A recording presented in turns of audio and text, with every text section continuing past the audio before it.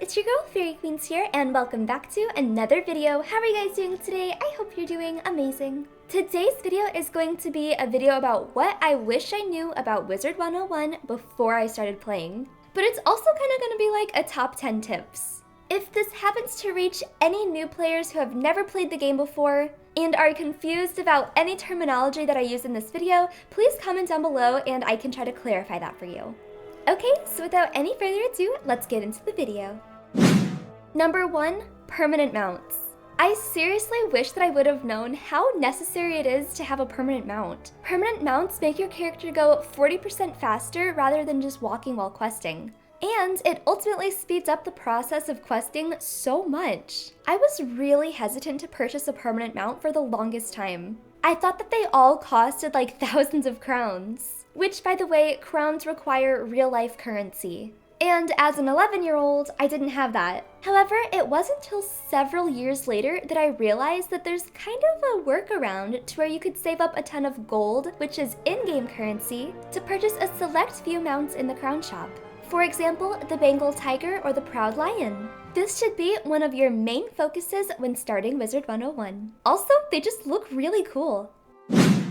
Number 2, pet making. When I first started playing the game in 2011, pet stats were not a thing. They were simply just for the aesthetics. However, if I had to make a new account right now, the first thing that I would do is make a decent triple-double pet. I have 2 videos on pet making, which I will link in the description below. But a simple base pet would be a decent triple-double. Triple-double means 2 universal resist stats and 3 damage stats. In order to get this, you will have to hatch with someone who already has this pet, which honestly isn't that hard. You could also just use the kiosk, but the kiosk is kind of expensive. Trust me though, this is 100% worth it.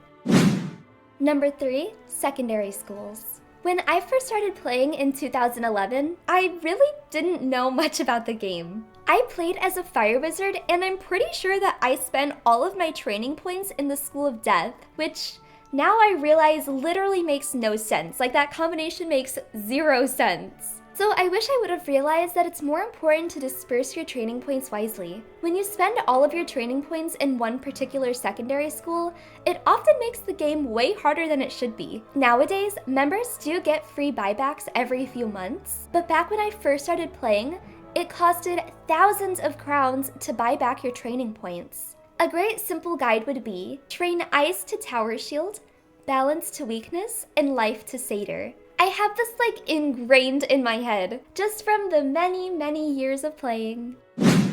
Tip number 4, the Zeke training point quests. Take advantage of Zeke training point quests by finding what he wants in every world. So for example, in Wizard City, he asks you to find the Smiths. In Krakatopia, he asks you to find the Beatles. In Marleybone, he asks you to find the Stray Cats. And the list goes on and on. I know that these can seem very tedious, but they are so worth it. It's best to grab these quests as soon as you start a new world, because some of the items that he asks for can actually be found in dungeons that you will get access to while questing. Take advantage of these because you can use your training points to train into other schools' spells. Number 5, buy yearly memberships. Year memberships are so much cheaper rather than paying $10 monthly. I kept pushing this off for the longest time because I was afraid that I would lose interest in the game and it would be a waste of money. However, I just proved that for many years by continuing to play. Now, I only purchase the year memberships and it's so worth it. Bonus time! I wish I would have found myself a sugar daddy to buy me all the expensive items in the crown shop. Oh wait, I did.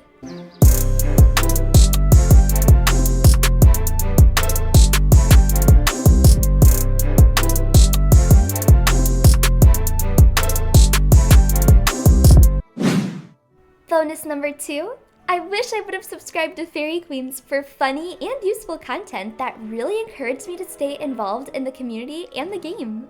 I hear her Discord server is a great place. If only I had known sooner. Link in the description. Number 6, make friends. Don't solo the game if you don't have to. Wizard101 is meant to be a social game. Try to make friends that are compatible with your school/your playstyle. So, for example, if you're a hitter, you're gonna want to try to have someone who can buff you/heal you, and vice versa. A storm wizard could really use a life wizard. Number 7, PvP. Ultimately, I know PvP is kind of controversial, but it really does make you better at the game itself. PvP puts you against a live person instead of a fake enemy.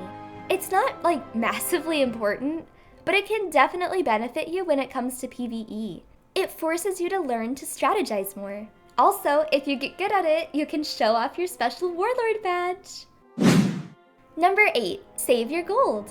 This is like a life hack. One of the mini games called Potion Motion gives you free and easy mana. Literally, all you have to do is click and drag in fast-paced motions and you win to level 3 and restart. You're welcome.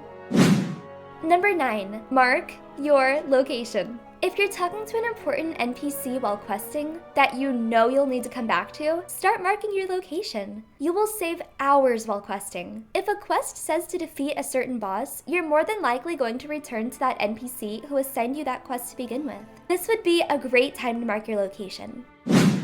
Number 10, don't use bizarre gear. My biggest tip is that you don't want to be caught using bizarre gear. Your friends will make fun of you, your stats will suck, and it just won't be a great experience. So, unless you're in a pinch, bizarre gear is a big no-no. You can easily farm for great gear for your wizard. A few places to consider farming are Mount Olympus, which drops level 30 gear, Waterworks and Zigzag gear, which drops level 60 gear, Hades gear, which is level 90, Darkmoor gear, which is level 100, Dragoon gear, which is level 130, and Merciless gear, which is level 150. This is all free gear dropped by the bosses in-game and are 100% worth your time to farm.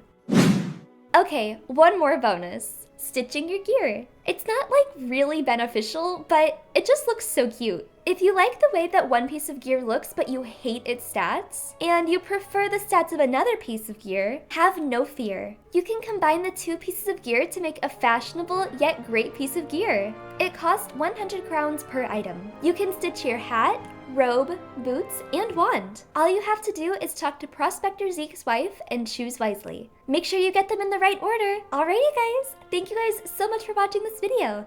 What was your favorite tip? Did I miss any that you can think of? If so, comment down below. I hope that you guys enjoyed. If you did, be sure to leave a big thumbs up and a comment down below. Bye!